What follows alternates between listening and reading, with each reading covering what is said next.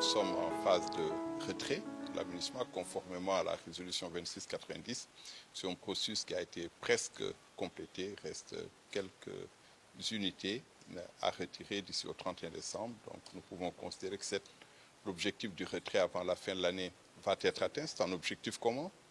Et évidemment, comme nous sommes en fin de mission, il était important que je vienne dire au revoir au président de la transition, comme j'ai eu l'occasion de le faire auprès d'autres autorités maliennes. Donc c'est une bonne occasion de parler du retrait qui va être parachevé dans de bonnes conditions, mais également de parler rapidement du travail que nous avons fait pendant nos 10 ans de présence au Mali, au service du Mali et de son peuple. Et ce fut également l'occasion pour moi de former en mon nom et au nom de mes collègues des vœux de succès, de réussite pour le Mali, pour que votre pays retrouve la paix et la stabilité à laquelle aspire son peuple.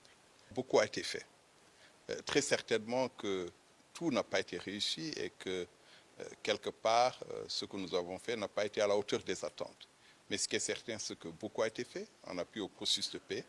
Beaucoup a été fait en appui à la transition en cours au Mali qui vise à ramener le pays à l'ordre constitutionnel. Nous avons été activement impliqués aux côtés de la CEDEAO, de l'Union africaine, dans le dialogue qui a eu lieu pour s'accorder sur la durée de la transition et ses modalités.